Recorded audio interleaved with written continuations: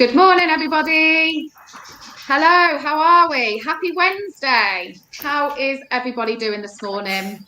Hope you're all well. Hope you're all good this Wednesday. The sun is shining, which is nice because it was raining this morning. So a bit of sunshine cheers us all up, doesn't it?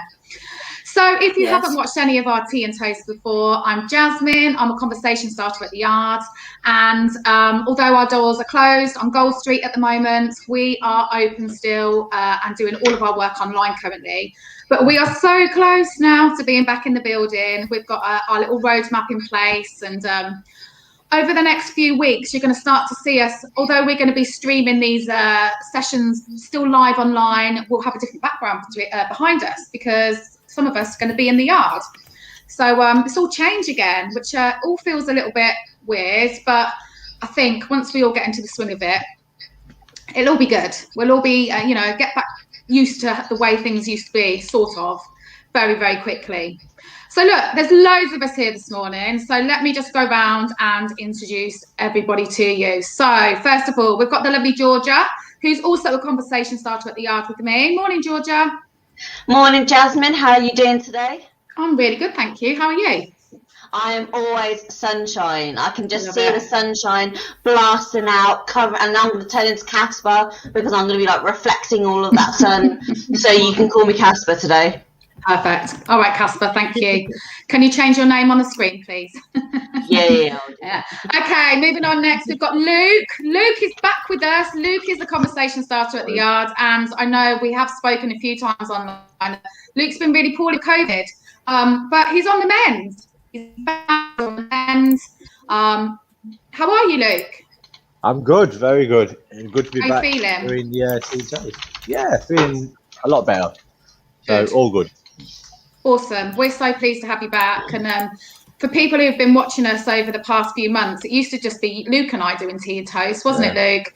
Every morning, trying to think, oh my goodness, what we're going to talk about today. So it's so nice now. There's quite a few of us all together having a really good chat and putting the world to rights. So yeah, we're so pleased to have you back with us this morning, Luke. Looking forward to it. Yeah, get ready to get deep into some very, very contentious issues, perhaps. So we've had a few conversations where things have got a little bit, what's the word, Georgia? Contentious, passionate. Fiery. Yeah. So let's see how this one, makes it all a bit interesting, doesn't it? Wouldn't be good. It wouldn't be good if we all thought exactly the same. Okay, let's move on then. We've got Parker with us this morning. Now, Parker volunteers with us and has come on to join us for tea and toast this morning. Good morning, Parker. How are you? Morning. I'm good, thank you. Good. It's lovely to see you again this morning. Thank you for joining us. No problem. Let's move on. We've got Chelsea with us this morning, who's one of our placement students. Good morning, Chelsea. Hiya. You right? Yeah, good, thanks. Good. So for those of you that have watched us before, Chelsea generally has quite a lot of internet issues. So we're hoping today is going to be the day where she has no gremlins. She doesn't leave. She can stay with us. So big fingers crossed that you make it through the whole session this morning, Chelsea. Okay, moving along. Yeah, let's hope. Fingers crossed. Moving across to the lovely Laurel, who is also one of our volunteers. Morning, Laurel. Hey. You okay? Yeah, you? Yeah, not bad, thank you. Oh, Chelsea's gone to video already. No, quickly. Doesn't. Quickly. It's not looking good, guys. It's not looking good. Okay, and then last but not least, we've got the lovely Beth, who is also one of our placement students. Good morning, Beth. Hi. How are you? Good, thank you. Good. Okay, so yeah, it's quite a few of us in the room this morning, which is really lovely. So before we kick off and start talking about all the different things we've got lined up to talk about this morning, let's do something that Luke absolutely loves. And we're going to do our internal weather. We're going to do our internal weather, guys. It's been a funny old week this week. So tell me, what is your internal weather? And because Luke loves it so much and he's missed so many of these, I'm going to start with him. I didn't see that coming in. How are you feeling? How's your internal weather? I'm feeling all right. I'm a warm day. Warm. A warm day. Okay. Okay. Have you got a little bit of sun, a little bit of cloud? Yeah, I'm a good mixture of everything. Oh, okay. I like that. Yeah. Okay, cool. Luke's a warm day. Beth, what's yours this morning? I'm feeling very sunny today. I'm ready to go. And yeah. Oh, good. I like that. That's what I like to hear. Laurel, hit me with it. What's your internal weather this morning? It was good, but then my internet just like dropped out for 20 seconds. I was like, no. Oh, no. I literally went no internet, and you all went black. And I was like, Oh, great. no. That's not what we want. So my internal weather is like a bit middly. It's a bit cloudy, a little bit stormy. So hopefully the Wi-Fi will stick. Yeah, we can work with that. That's all right. We can work with that. Okay, Chelsea, quick, tell us why you still got internet. What's your internal weather? I think I am a bit breezy today. Okay, a bit breezy, a bit, don't know what's going on. Am I going to stay? Am I going to go?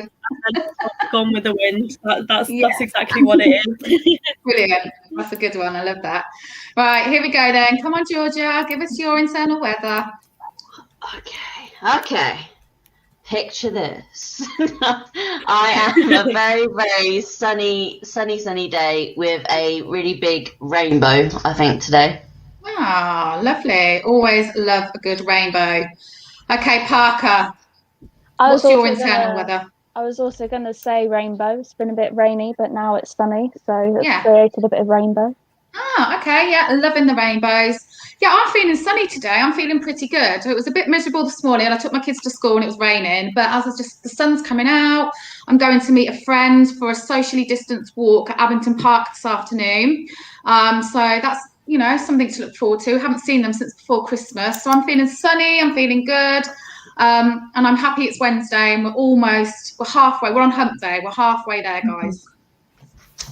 So let's kick off today. So I thought really the way we should start this morning is by just having a quick conversation about yesterday. Yesterday was a really important day. Obviously, it was 1 year since Boris announced the lockdown. Yesterday was a sort of a day of reflection. And I just wondered, how did yesterday make you guys feel? Did it bring up any emotions of sort of what the past year has, the toll it's taken on us all? Did you feel, I don't know, happy that, we've got through a year and we're all still, I don't know. I mean, I felt okay in the morning yesterday. It felt quite poignant. It was quite an important day. But what got me yesterday was I watched Boris's press conference at 5 and then I watched the news after. And I don't know if any of you saw it. At the end of the news, they did like a flashback of the year, just like 23rd of March, Boris announced lockdown, and it just flashed through the whole year of everything that happened. And they just had this music playing in the background. And, when something just gets you, and it made me feel really, really tearful. And I just thought, I can't believe the year we've just been through. And I think for me, it's the fact that we're still here. We're still in lockdown.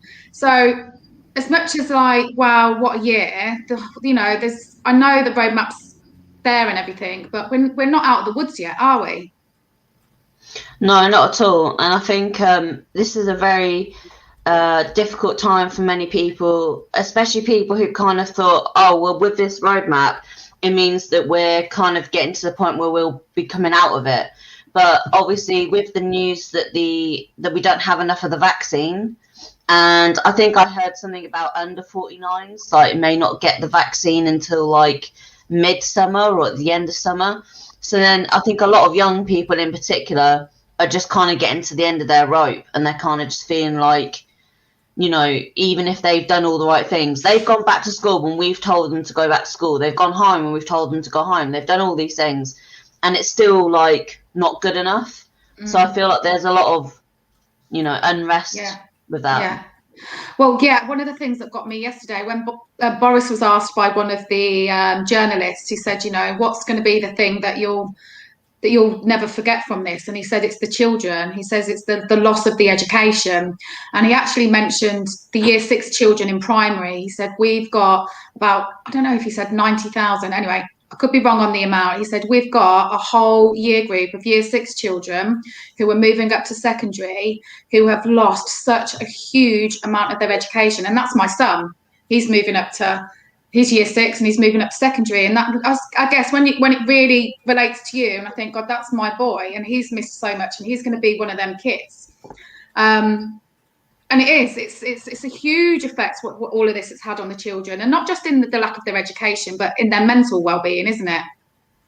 Yeah. I don't know, Beth, how did yesterday make you feel? Does it make you feel anything? Or? Well, to be honest, I wouldn't have even realised that it was a year ago since the first one if I hadn't have seen people posting about it on social media. Really? Like, that didn't even come to my mind yesterday. I think because it's something that's, I don't want to say natural, but it's like the routine now. It's something that... It's become the norm. I'm so used to it that thinking, a year ago we were in the same situation. It's like, okay. Yeah. I agree with Beth. Like, I've only just realised now, like yesterday I just spent like the day normally I'm like doing a bit of talking to somebody, having a bit of gaming session, having a conversation on VC. Just seems like I use the conversation on VCs quite often and Discord quite often. But now they're more important, but they didn't seem any different to normal. And then I've only just realised now, it's a year. Well, for me, it was a year, like a few days ago. So I was like, another year gone. Wow, nice, carry on. Yeah. What about you, Parker? Did it make you feel anything yesterday? Yeah, I think it was a bit emotional. Like, we all have our different situations, and like our journey throughout the past year has been really different. But as a student as well as a volunteer, like having that dramatic change for me, I've travelled back to Northampton, I've gone home so many times. Like, after Christmas I came back to Northampton for one day, and then he announced the lockdown, so I went back home again the next day. So it's like, it's been a lot of change for me, and I haven't been able to get settled anywhere in the past year. Yeah. And the thought of I'm going to have to go back to that normality soon enough, and it's quite scary, actually. It is scary. I've heard a lot of people say that actually we've now become, like Beth said and Laurel said, this is our new norm now. It's our norm. So this is how we speak to people over Zoom, or, this is how we have our meetings. This is so become the norm, which I don't know about you guys, but for me, last March, when I'd never heard of Zoom before last March, never heard of it.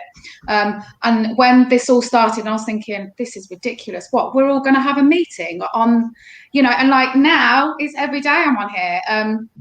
It is scary thinking going back. I mean, we're not going back to normal, are we? We're not going back to how it ever was. I'm not sure if we'll ever really go back to that, but trying to get back to a little bit of more normality. And it's scary because we get used to the way things are, don't we? And if you're not someone that deals with change well, which I'm not, I struggle with change. I can't deal with change at all.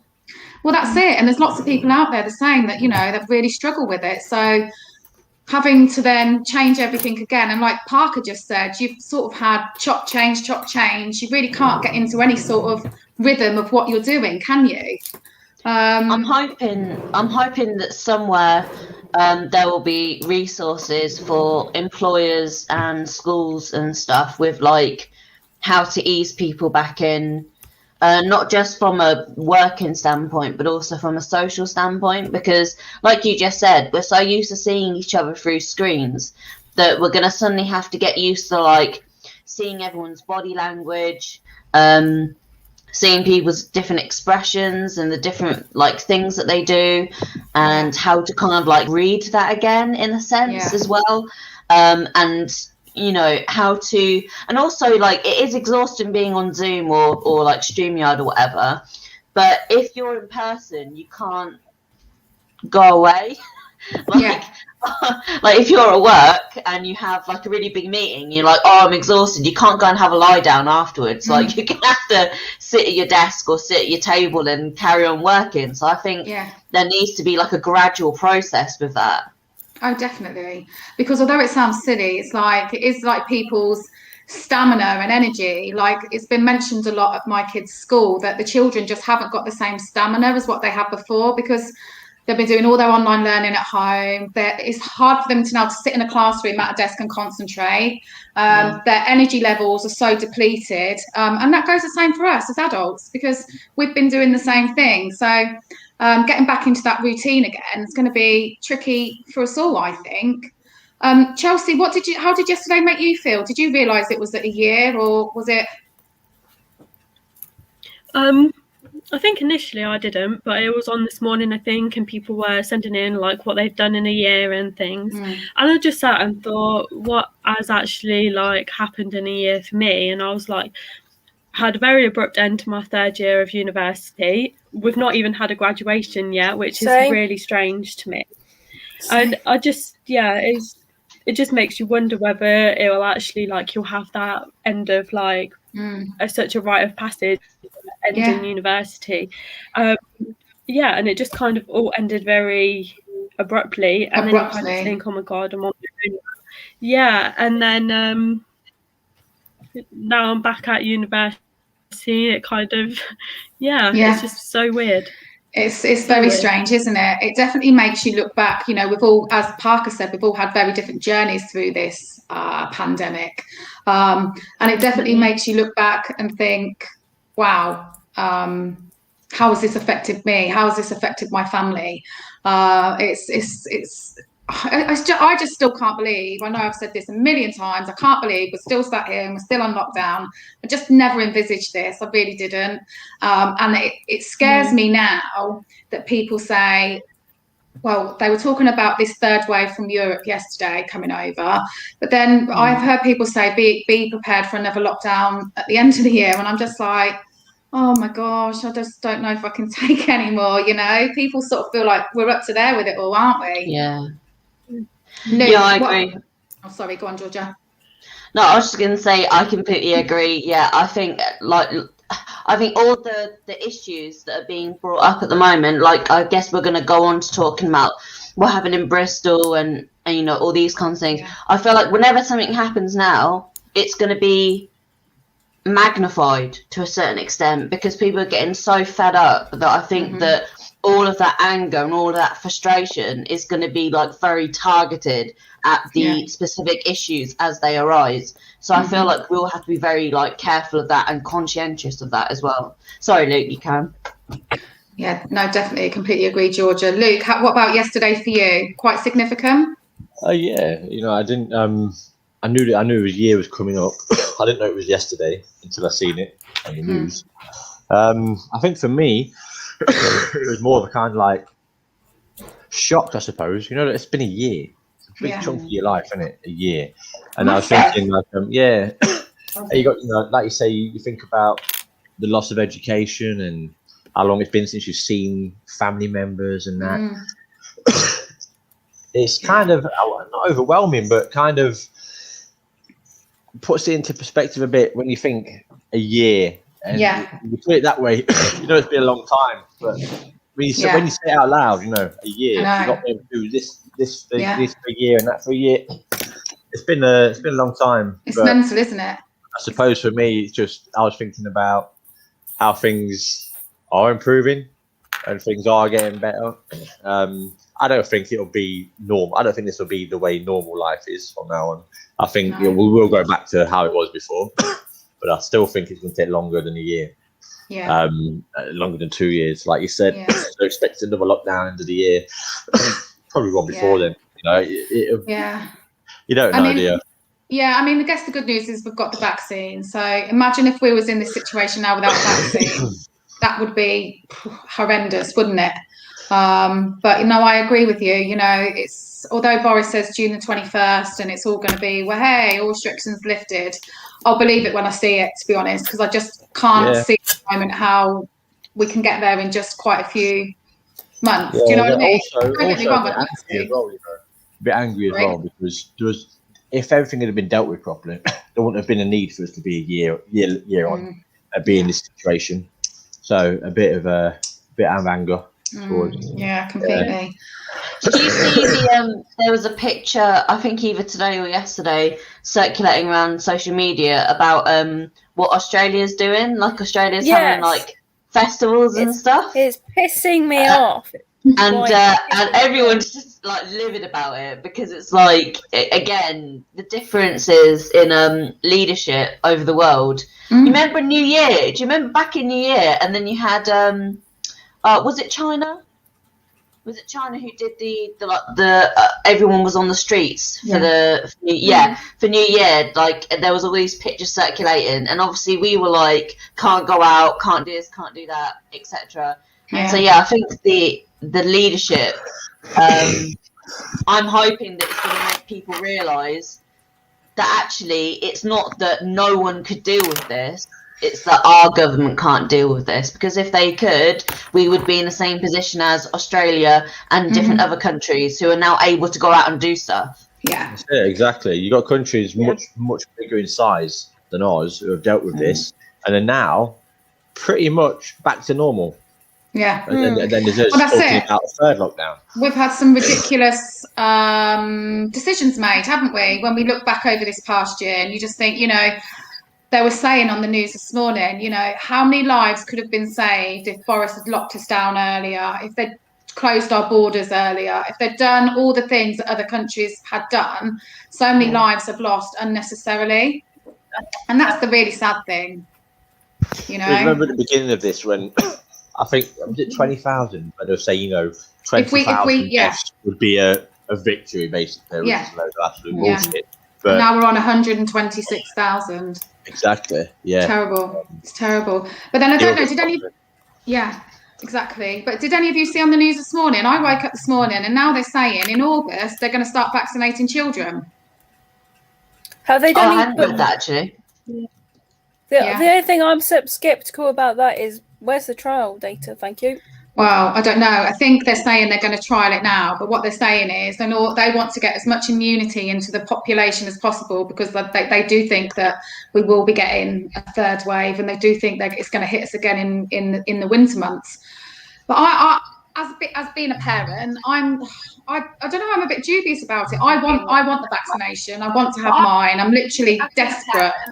And what Georgia mentioned earlier, the under 49s. That's the category. Pardon? No, so I was just saying hi. I'm under 49. Oh, that's all right. So that I fall into that category. So then there was me thinking, I think in April I'm going to have my vaccine, and now there's a shortage. So I don't know when I'm going to get done. I don't know, Luke. Being a parent, also, how do you feel about vaccinating the kids? It's a weird one, isn't it? It's a weird one. I mean, it's okay for kids to go to school because they're very, very, very low risk. But now I don't want to vaccinate them. I know. It's a tough one, and you're going to get criticism no matter what you either way on doing it. Me personally, I won't be in a rush to get my daughter vaccinated. It's different for myself, but for my daughter, I'd prefer to wait. I think I agree with you. I feel like if they're okay to go to school at the moment without any vaccinations, and the teachers aren't vaccinated either, obviously unless they fall into one of those age groups that have been done, then I'm in no rush to vaccinate them at any time soon. And also, like you just said, there needs to, Laurel said there needs to be some sort of proper trials, and I need to see some findings of these trials first, I think. So what is it, just as like parents, so what is it about it that's putting you off wanting to get your kids vaccinated? Do you know what? I don't know, and that's a really good point, because I was watching Good Morning Britain, and Dr. Hillary was talking about this, and he was saying, it's like if someone in your family was going into hospital, you'd want the people who work in that hospital vaccinated. He said, what's the difference with wanting your children vaccinated? He said, I don't understand it. He also said that in years and years and years ago, our children have been vaccinated against polio, he said it's exactly the same. We've got to vaccinate everyone. I tell you what it is, it just makes me feel as a parent, what if there's something, this is so new. Like when my kids have had their jabs as babies and toddlers, this has been going on and on and on for years. And I sort of feel like, this is all right. This is so new. Yeah, no, we'll go on. I think one of the reasons why people think that it's so new is because there hasn't been much media presence about this sort of type of vaccine before. It just hasn't really caught the media attention until now, but it has been going on for the least since the, I think, early 80s. I think this sort of vaccine research, but it usually takes ages to get vaccine research done because of the government's guidelines of how to do vaccine trials usually. Yeah, I think it's important to remember that these vaccines, they aren't new. It's just they've been utilised in research that, as Laurel says, has been going on for decades. So I think that's maybe something to keep in mind. But have they been tested on children though? Well, the actual vaccine in this form? Yeah, this is what I mean. So this vaccine that potentially is going to be given to my kids, has this been through a trial that kids have had this vaccine and they've all been okay? That's what I need to know. Well, the reason why kids aren't getting the vaccine is because the COVID vaccine hasn't been tested on anybody under the age of 18.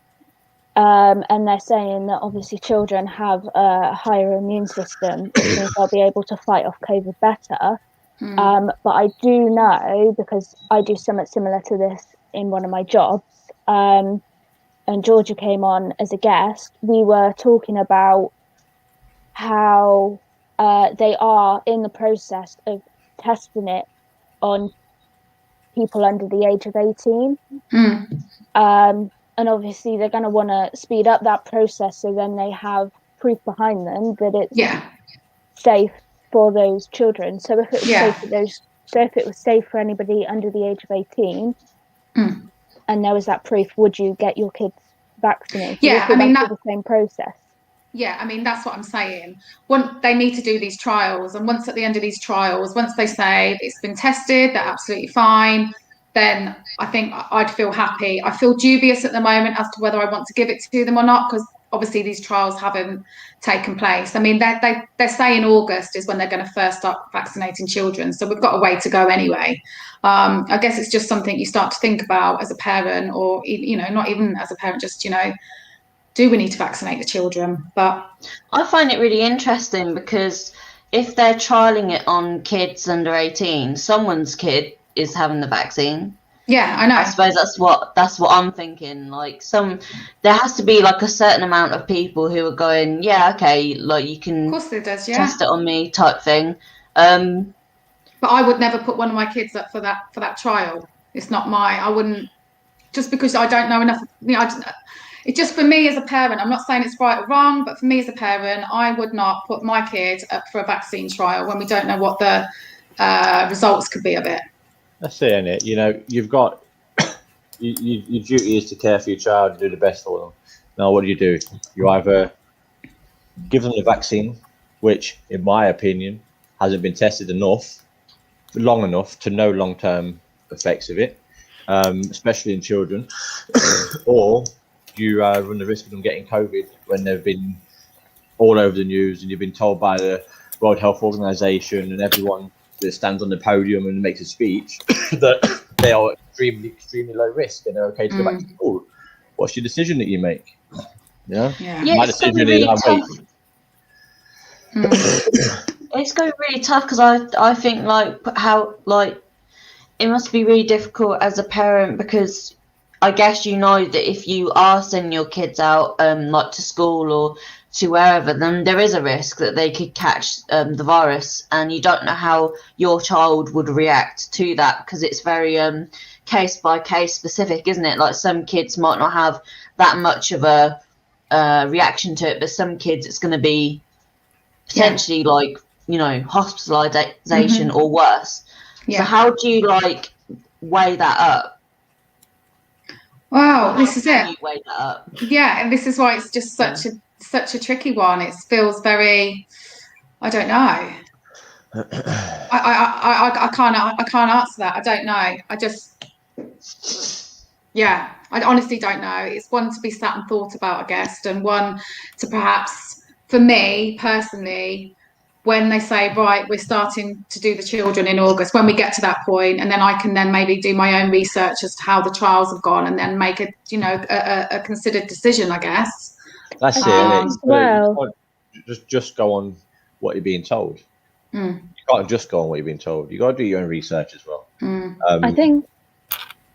Go on, Parker. Sorry, I was just going to say, I think as well, like, I think it's also important to involve the young people in this decision, and present it to them in a way that they'll understand, obviously age specific, and allow them a choice in it, because like as much as they're your children, it is also their life, not just aiming it at Jasmin and Luke, but like it is important to involve them in that decision, and it also helps them gain that understanding of what they're putting themselves into.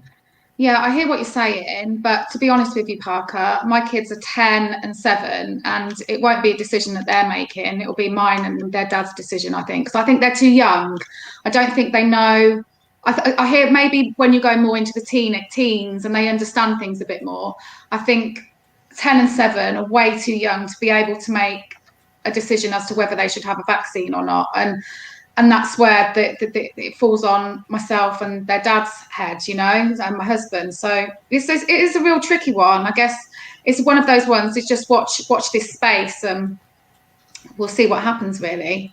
But anyway, we've got loads to talk about, so I'm going to move on from the COVID vaccine. So I think it's something we could, back and forth all day, couldn't we?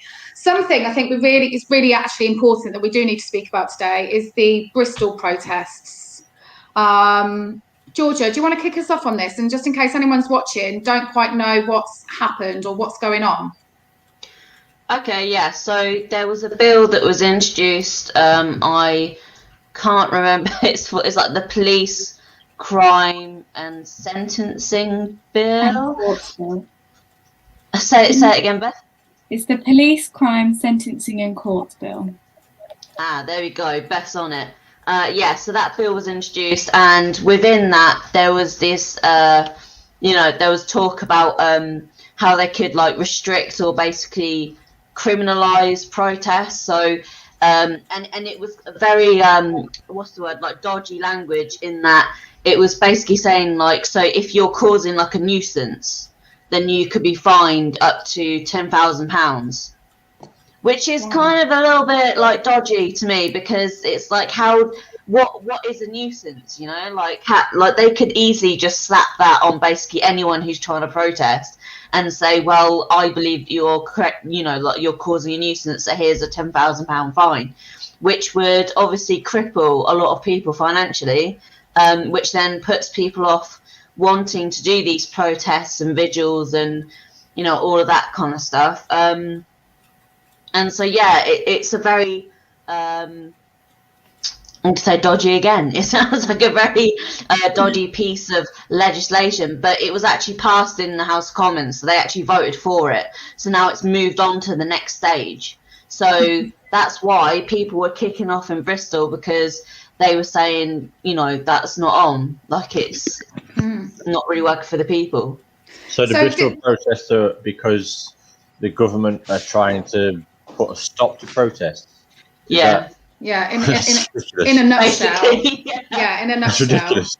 It's all about control, isn't it? It's all about control. Take everyone's voice away. Restriction. So the Bristol ones, did they start off peacefully and then became? Is that what I'm not really researched in it? So please jump in and tell me. It started off peaceful and then became quite a lot. Okay. Yeah, Beth, if you want to talk us through that. I think because what the bill's kind of saying is that police are able to impose start and finish times for protests. They're saying they're setting a noise limit. How you set a noise limit on a protest, I have no idea. Yeah. And then they're also saying that these rules can be applied to if it's just one individual protesting.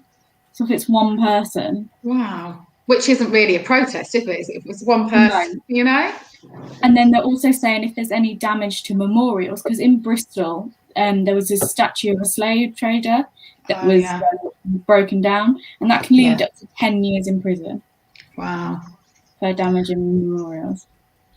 So I heard that this been going on for a couple of nights now. They're still going. Yeah. Yeah, it's been going on. Yeah. It's been going on for a while. I think like they are trying to do it peacefully. Like I think I read that they were doing like a sit down protest, so they were like trying to socially distance out. But again, it's like it's how I feel like it's how the authorities deal with these types of situations. I feel like not like hostage negotiation, but I feel like there should be like an advocate from the police who goes and speaks to these people and like says, you know, you tell us what the issue is, and then they could like work something out and allow people to, you know, protest or do what they need to do in a very socially distanced way, and say, look, if anyone is not doing the socially distance, etc., then we will have to remove you because you're not playing ball, like you're not at least trying to make sure that you're, you know, like within the law, I guess, with COVID. So if they did that, then that would be fair enough. But instead, it's like causing all these tensions. People are lashing out. I think I heard something about someone getting quite badly injured at the protest. I don't know if you know more about that, Beth, if you've heard more about that. Yeah, a few police officers were injured and 14 people have been arrested.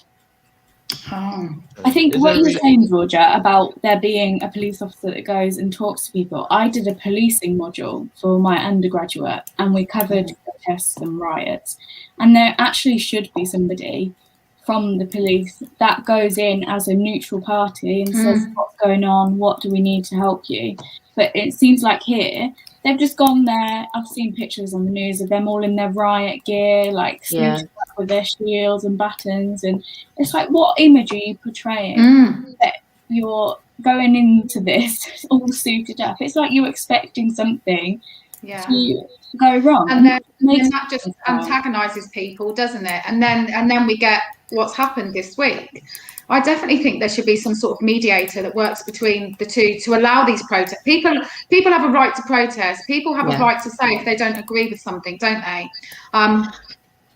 Well, now it feels like they're trying to take that away. Now they're kind of trying to say, actually, no, you do not have the right to protest, because if you can be a single person, and let's say you're a teenager, let's say your teenager cares a lot about the environment, and then let's say that you go and sit outside Parliament with like a little cardboard sign and you shout like, save our planet, Imagine that little kid being fined 10,000 quid for causing nuisance.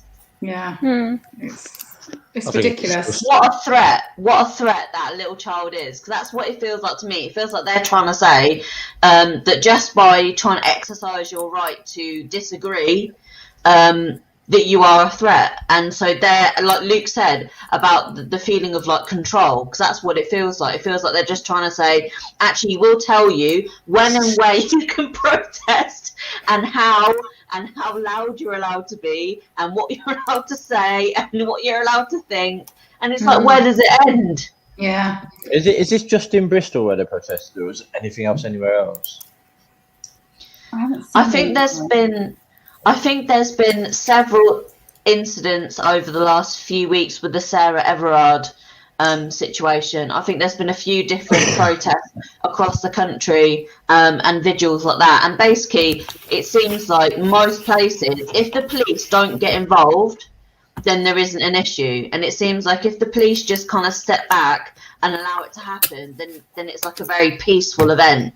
It seems like whenever the police get involved, it gets escalated, and then suddenly it gets either very violent or very loud or very... Well, that's what happens when you got police lined up with batons and shields. It's going to get, exactly. And also, the thing is as well, it's all the pictures that you see. All I saw on the news and in the papers is pictures of people sat on police cars in balaclavas. I mean, it looked horrendous. But as we just said, this started off as a peaceful protest. You don't see them all just quietly protesting to begin with, and how the police then turns up. So I've seen so many people comment saying how it serves them right, these people, they're acting like animals, blah, blah, blah. And I think we've spoken about this before, but the press really give a one-sided view on things, don't they? Yeah, absolutely. And I think that's why we have to kind of look at things with a pinch of salt, or at least look at different sources of news and information. I mean, if you look at there are certain papers in the UK that are more, should we say, like left-leaning, and then there's certain papers that are more right-leaning, and I guess it's trying to ascertain where you're going to be able to find the most truth, and then try and piece that together, because, you know, the paper they'll just be like, oh, like, you know, rioters, like, kicked off, and then the police had to get involved and everything, and it could have actually been a completely peaceful protest, and then it got escalated because of one person doing something, or a police thought they saw something but they actually didn't, or, you know, like there's different areas of like truth within every story, I guess. Oh God, definitely. So where is it at now then? So has it been actually passed, and or is it still in the middle phases? So it got agreed in the House of Commons, you said. It got voted through. And now where is it now? Or is that it? It's done? I think it has to go through the House of Lords, but I'm not. So when someone writes a bill, they have to do it through the House of Commons and the House of Lords, and then doesn't the Queen have to sign off on it at the end? Does, yeah. Yeah, and then the Queen signs off on it at the end, and then I think then it's in law. Okay, so they're not quite there yet then. So it's not our law at the minute. So they've got a little way to go to get it through. I mean, look at the people though that are making these decisions. Like again, so after the House of Commons, like the House of Lords, unless I'm mistaken, they're not like voted in, are they? They're just there. Yeah, as far as I'm aware, like we don't have any say in that. So after our elected officials have now passed this bill through, which like even just thinking it just feels wrong. Yeah. After our elected officials pass it through, now it goes through essentially like unelected officials passing it, and then at the end it's the monarch. So well, there's not a lot of hope then, by the sounds of it, to me. That's how I feel. This is going to be it's going to be passed, and they've rushed it. Is what they've tried to do. They've tried to push it through as quickly as they can, and with this little, like, trying to make people as little aware as possible of it, because they just want it put through. Yeah. Oh, I don't know. Well, we'll have to watch that space on that one then. I'm sure there'll be something else come up that we'll discuss in further tea and toast. But let's move on from that, because something actually which is a bit more local to us in Northampton and is quite interesting, and I think, Laurel, you're going to tell us a bit about this. So the university was hacked. Yeah. Right, come on. Tell us what happened. Okay. So the University of Northampton, I went there last year. So one of the things that university has quite often is drops in Wi-Fi service. Like Wi-Fi goes down quite often. Always Wi-Fi around university is a bit dodgy. It just is. Since we moved, it's been dodgy as hell. It just seems to be you being one part of the building, like the learning hub, for like 10 minutes. We're fine where you're sitting. You move just to the cafe downstairs. You can't get any Wi-Fi at all, or the only Wi-Fi you can get is guest Wi-Fi, which is crap. So the Wi-Fi used to go down quite often. So there'd always be a queue downstairs at the front desk, the IT desk. There's always a queue. Doesn't matter what day of the week it is, there's always a queue to get there. And when you get there, they go, oh, have you tried to switch it on and off? Have you tried this? Have you tried to reconnect your Wi-Fi router? I was like, yes. I've gone there and I was like, yes, I've tried all this. It still won't work.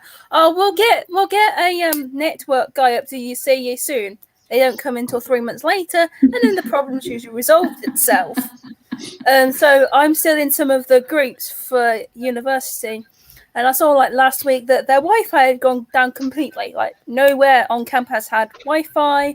Nobody on Park had Wi-Fi. Like nobody had Wi-Fi. I went, oh, it's just another Wi-Fi thing. Didn't really think much of it until last night, when I was on Twitter just having a bit of a scroll, and the Park Communal, which is like a page set up for people to remember the Park campus, came and retweeted that the University of Northampton got hacked, and it took 6 days for the University of Northampton to notice. It took them 6 days to notice that they had got hacked. Why did it take so long? 6 days. I don't know. I think so. On the 17th of March, everything went down. It was the whole university system. So we can access course content. We can access the online library. assignment briefs, so we can't really do any work. And our lecturers are having to send out links for the online classrooms. Is this still, Parker? You still can't access? This is still. So they've been sending us updates saying that we're trying to get it sorted as soon as possible. And yesterday was the first time in a week that they have said, we're actually going to notify of what the problem is. We basically knew from the start. We immediately contacted like the authorities and IT people and everyone else. But we're just going to notify the students a week later of what the problem actually is, and there's no gap. We can't give you a timeline of when it will be back up. So what they've done is said for assignments due in between the 17th and something like the 25th of March, you have until the 31st of March to hand that in. Dates from the 25th of March to the 21st of April, you have a week extension. Now, yes, that does include dissertations, thankfully, but it's like, this is going to be an ongoing problem for over a week, and they're only giving us a week extension. We can't access any online libraries, so we're relying on Google Scholar. And Google Scholar, some of the content, you have to log into the uni services to access that still. So I'm trying to do assignments on very limited research. Yeah, our assignments are basically marked on how much research we have to back up our points. This sounds absolutely bonkers to me. Yeah. I mean, surely they need to be giving you more than just a week or... Sorry, say that again, Beth. It's infuriating. It's so definitely. It just reminds me of being at uni. Like, I remember last year we didn't have a cyber attack, but it went down after a week or two last year, and literally all their response was try and do as much research use as you can. Well, luckily I download all my stuff because I've been doing it for years, just because that's how I read stuff. But I had several people go, how am I supposed to write my assignment? Like, what am I supposed to write it on? Like, but surely now, because you can't access your stuff online that you in the way you normally would, it's going to take more time and more research for you to find the things that you need. So therefore, you actually need more of an extension. Shouldn't that? Is that right? Chelsea and I have got an assignment due on the 1st of April, but it's an interview, so we don't actually have to submit anything. So they're saying, oh, that's fine, we can go ahead with that, doing that interview, but we haven't had access to the course content or any readings to be able to prepare for the interview. To prepare for the questions. So next week, we've got to do an interview. That we know nothing about. Do that. Surely they can't do that. It literally sounds like a farce. Like, it just sounds like a comedy sketch or something. It's I'm like literally like my mouth keeps going because I'm literally like, no, they can't do that. They can't make you do that. Like right, Northampton Uni. If you're listening, Northampton Uni, I think you need to have a word, with like students never got told half the stuff that I found out. Like, I knew somebody in the university through a friend in the IT department, so I was quite lucky. But most people had no idea when anything was getting updated. Anything that was going to get updated had a day notice. Like, one day it told us that now was going to get updated. Like, the whole university website we usually use to log in, we had 1 day notice. The next day it was supposed to be just 1 day. It ended up being 2 days, and it wasn't letting me in. I was like, I need assignments to submit. I have this to submit. I need to get this course content. Could not get in. They're like, oh, we're working on it. What used to watch? I was like, what's the time scale? Like, as soon as we can. It just sounds to me like as if things aren't hard enough at the minute for you university students with chopping and changing and this, that, and the other. Let's just throw a hack into the systems now, just to really, really, mix it up a bit. So this is why for those that don't know, I'm a computer dinosaur. I don't really understand a lot to do with the internet or that. So when they say it's been hacked, what does this actually mean? Is there any personal information that can have been taken? Laurel, we don't know. We don't know. They haven't said that. I can tell you what a hack is. It's usually some computer nerd somewhere that is bored, usually is bored, and wants to see what he can get into. Well, I say he, it's usually a guy. It could be a girl, but it's usually a guy. So he's using some code. I will just give you a few names of code here. It could have been JavaScript. It's very unlikely it's JavaScript. It could be C#, C++. It could be Python. It could be basic. It could be a number of different codes. They're just. But what's the point of it? It's to get information. Sometimes it's to get information. Sometimes it's just for the thrill of it, making mess everywhere. It's just sometimes just people do it for fun. Like Laura said, it can be any number of things, but it's actually becoming very common in educational institutes.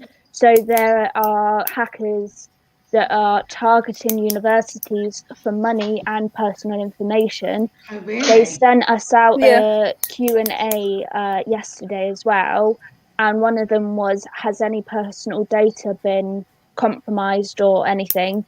And they said at this point we don't know, but we are investigating. And basically that's all they're telling us. So somewhere out there, my information, my personal information, like my name, my address, my birthday, my ID documents and everything, my assignments, my grades and everything could be out there somewhere. It's a real worry, isn't it? No. I had like a really bad moment last night. Like I was like, shit, they've got like, because I'm only just a graduated student. Sorry about the language. It's okay. I'm only just a graduated student, so I'm like, they've still got all my details because I think they have to keep it for so many years. And I was like, they still know where I live. They still know where I live. They know what grades I got. I was like having a massive moment last night on VC, and people were like, "What's going on, lol?" Because that's my nickname online. I was like, "I can't tell you because it tells you where I live." And I was literally had to go downstairs for a few minutes offline just to like compose myself because I was like, "Fuck." Whoa, sorry about the language, guys. Sorry about the language. We're all getting a little bit. Woo! Beth, what was you going to say? I was going to say it's been actually happening across Northamptonshire because it wasn't just the uni that was attacked; it was Wollaston School as well. Oh, was it? Yeah. Oh, wow. This is just bizarre, isn't it? I find it so bizarre that people are doing this stuff. I don't know. But yeah, I think it's just rubbish for you guys as you know, students, and I think perhaps your lecturers and the big wigs there or whoever it is perhaps need to, you know, for Chelsea and you, Beth, how can you do that next week without having the research so you can be prepared for the questions they may throw at you? That surely can't make any sense to anyone. Well, you know, if anyone's from Northampton Uni and wants to give us a different side of the story or tell us, get in touch, because it'd just be really interesting to hear, because we've got a few students here with us and they all seem to be, you know, it's really quite affected them. So be interesting to hear what the other side to that story is, I guess. Okay, so we've got a few minutes left, and something we need to move on to is because we tried to talk about this last week, and I can't even remember what we was talking about, but we got into something else, and we ran out of time. So come on then, Beth, we're going to finally talk about it. So you kick us off with it. So obviously last week we were talking about STEM and science and technology and all that kind of thing. And on I think it was GMB last week I think it was the Tuesday, Wednesday morning, they were saying about how Eton College got beaten out of Oxford offers for students by Brampton Manor Academy. So that's just a public school in London, by 48 to 55. And I just thought that was, it kind of gave me a bit of like, yes, definitely. School. Yeah. Because if you think Eton is like, you can't really get any better than that, can you? So for just a public school to actually beat them on those figures is actually quite outstanding, I think, don't you? I think so. And I think there were two girls that they interviewed, and one of them said she was going to do engineering at Cambridge. And the other one, I hadn't even heard of this course. It's called PPE, Philosophy, Politics and Economics. Now, I thought that was horrible. I would not want to do that. No. Seeing these two girls, I thought that was really good. Yeah, that's brilliant. Because I don't know about you guys, but you always do tend to think, well, you know, your private education in general means that you are gonna get further, progress further. And it's quite heartwarming to know that a public school outdid Eton, which is really quite remarkable. I don't know. I mean, I guess this is the thing about the private and the public sector, isn't it? There always seems to be, with everything that's gone on with this pandemic, when there's been ways of scoring exams and, you know, how they're going to measure how children have done. And it always seems to be that the private sector are going to be the children who benefit. And it's all the ones, you know, in the public sector that are really going to feel the sort of force of this pandemic, isn't it? I just thought it was really nice. Gave me a yes. That's like, that's a nice little warm and glowy, like, that's really good. Gives us all hope, you know. It just goes to show, if you know, it doesn't matter what school you go to or what education you get. If you really want to push yourself and you want to be something and you want to do it, go for it, because there's nothing stopping you. That's really nice. Right, so just to finish off this morning, we're almost at the end of our time. One of the things we were going to talk about today, which really we haven't really got into that much because there's so much of the stuff to talk about at the moment. Gardening. Anyone here a gardener? Anyone enjoy gardening? Laurel, do you? Yeah, I'm a bit of an odd. I actually don't mind gardening. I have in the past planted apple trees, pear trees. I've dug many holes for vegetables and fruits. Oh, good for you. I think it must be a lovely, lovely hobby if you can get into it. Just at the minute, it's just not my thing. I do wonder, because my mum and dad are really into their garden. And, you know, when I sometimes think to myself, when I get older, will I become that person who's like really precious about what flowers and plants and that I've got in my garden? But at the minute, I'm not so much. Anyone else into gardening? Or is it just Laurel? I grow tomatoes and peas sometimes. Oh, do you? I enjoy being in the garden. Yeah. Yeah, I definitely enjoy being in the garden. I'm not so much of a gardener. I like walking in nature, so I'll definitely like look at different plants, and if I haven't really seen them before, then I might like text my mum, because she's the gardener in the family. My mum loves gardening. She's got plants everywhere. You can't move them. You go outside. Same for my mum. You go outside, you'll just walk in, you're trying to find somewhere to sit, and then you crack your toe on a plant pot or something, because there's like hidden everywhere. Head on a bush. Obstacle course. Yeah, exactly. It's an obstacle course. And that's great for me, being someone who is like impaired mobility wise, to be like stumbling over a patio trying to find somewhere to sit down. No, what have you done? Oh gosh, I see she's catered to your needs then. But I was thinking about like, okay, so how do I connect to this as someone who's not a gardener? And I thought, well, what is my favourite plant, or what is my favourite flower? So I'm torn between two. Okay, so the first one is you know, foxgloves. Yes. Yeah. They're like the tall ones. So anyone who doesn't know, they're like the tall ones, and then they've got like little sort of bells, like purple bells that go down. So that's my first one, and it's because it's like very, very pretty, and it's also like poisonous. So you've got like the double. You've got one from like everywhere. Second one is a Venus flytrap, because I had a Venus flytrap when I was like younger, and I was constantly like putting my finger and get my finger bit, and I was all the time. And I really like so you know, like Mario and that, like obviously you've got like the Venus flytrap things there like that. So Venus flytrap and foxgloves. And I think the students, if they did the little bit of homework that I gave them, I asked them to think of their favourite plant or flower. So Beth, you want to tell us, don't you? Yeah, my favourite flower is wisteria. I don't know if I love that. It's like, if you see like an old village cottage, it's normally all over. It's the grower, isn't it? It's like and it has like clusters of either purple or white flowers that just hang. And I love it because it makes me think of my great nan. Her cottage used to be absolutely covered in it, and I just love it. I think it's so pretty. Yeah, I like that. All right, you Chelsea.